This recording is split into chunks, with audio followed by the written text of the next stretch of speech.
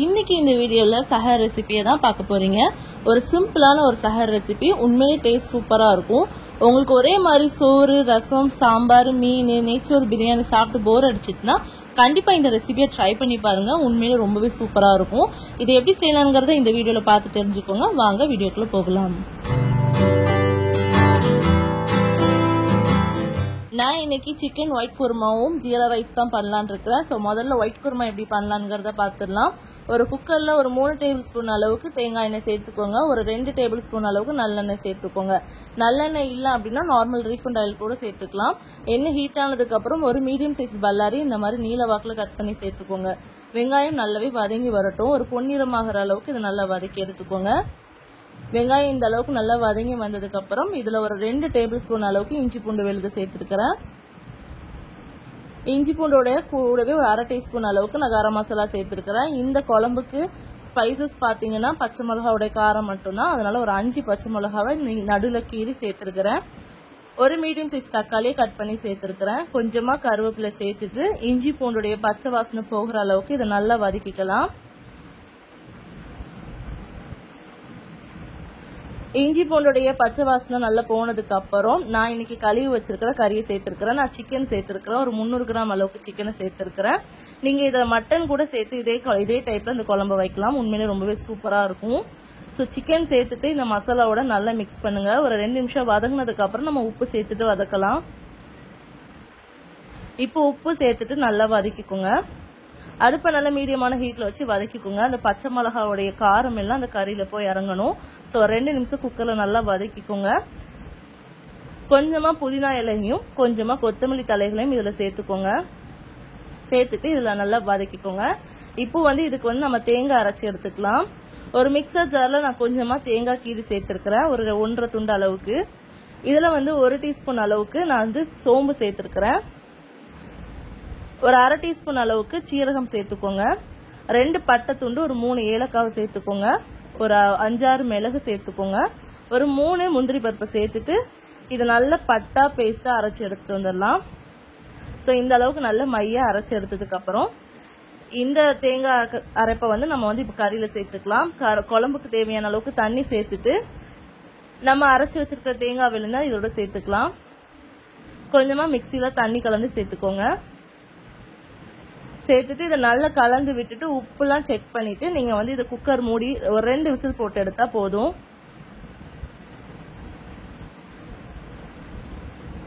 இப்ப நான் குக்கரை மூடி 2 விசில் போட்டு விட்டுறேன். இது விசில் வரட்டும். விசில்லாம் ஸ்டீம் நல்லா அடங்கினதுக்கு அப்புறம் ஓபன் பண்ணி பாருங்க. நம்மளுடைய குருமா சூப்பரா ரெடியா இருக்கும்.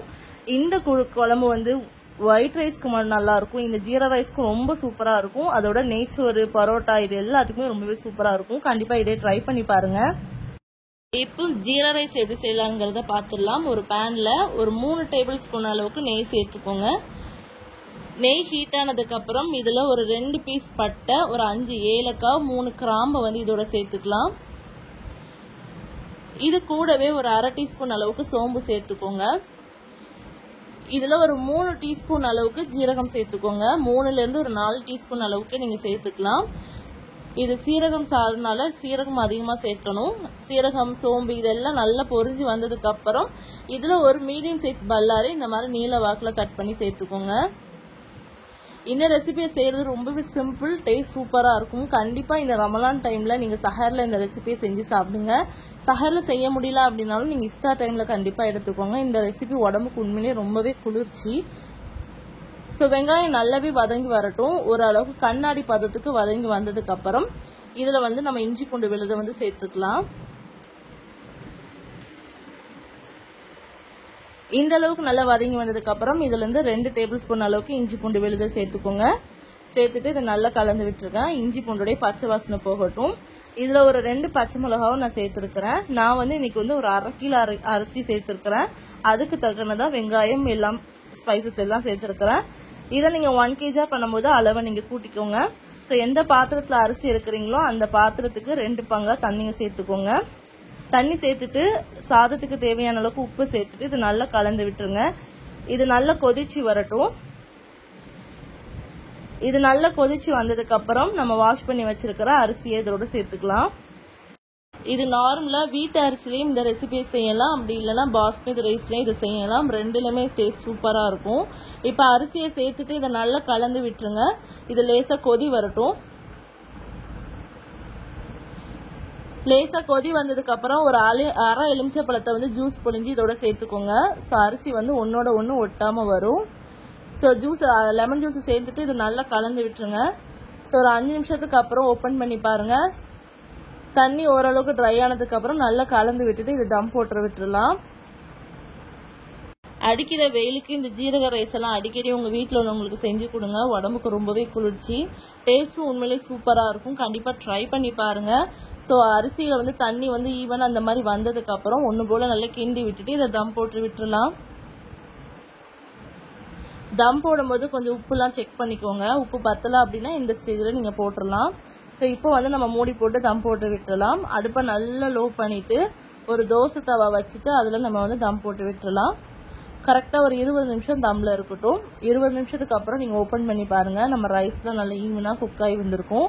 இப்போ வந்து ஒரு 1.5 டேபிள் ஸ்பூன் அளவுக்கு நெய்யை வந்து மேலே ஊற்றி விட்டுருங்க. நெய்யை சேர்த்துட்டு இதை நல்லா வந்து கலந்து விட்டுடலாம். கலந்து விட்டுட்டோம்னா சூப்பரான நம்மளுடைய ஜீரா ரைஸ் வந்து ரெடி ஆயிரும். கண்டிப்பாக இதை நீங்களும் உங்கள் வீட்டில் ட்ரை பண்ணி பாருங்கள். இது சஹர் டைமில் சாப்பிட்றதுக்கு உண்மையிலே ரொம்ப சூப்பராக இருக்கும். ரொம்ப மசாலா எதுவுமே இல்லாமல் ரொம்ப மைல்டாக நல்லா இருக்கும். கண்டிப்பாக ட்ரை பண்ணி பாருங்கள். இது கூடவே நான் சைடில் வந்து 65 ஃப்ரை பண்ணிக்கிறேன். 65 மசாலா வந்து போட்டு சிக்கனை ஊற வச்சுட்டேன். ஸோ அதுவுமே நல்லா ஊறி வந்துடுச்சு. இப்போது வந்து இதெல்லாம் ரெடி ஆனதுடனே சிக்கனே ஃப்ரை பண்ணி விட்டுட்டோம் அப்படின்னா வேலை முடிஞ்சிடும். எல்லா 65யும் ஃப்ரை பண்ணி எடுத்தாச்சு. அவ்வளோதான், நம்மளுடைய சூப்பரான சஹர் ரெசிபி ரெடி ஆயிடுச்சு. கண்டிப்பாக இந்த சஹர் சாப்பாடை நீங்களும் உங்கள் வீட்டில் ட்ரை பண்ணி பாருங்கள். உண்மையிலே ரொம்பவே டேஸ்ட் சூப்பராக இருந்துச்சு. கண்டிப்பாக நீங்களும் ட்ரை பண்ணி பார்த்துட்டு எப்படி இருந்துச்சுங்கிறத உங்களோட ஃபீட்பேக்கை கமெண்ட் செக்ஷனில் கமெண்ட் பண்ணுங்கள். இந்த வீடியோ பிடிச்சிருந்துச்சு அப்படின்னா லைக் பண்ணுங்கள். மறக்காமல் சேனலை சப்ஸ்கிரைப் பண்ணிக்கோங்க. இது போல் இன்ட்ரெஸ்டிங்கான ரெசிபியோட அடுத்த வீடியோவில் பார்க்கலாம். தேங்க்ஸ் ஃபார் வாட்சிங்.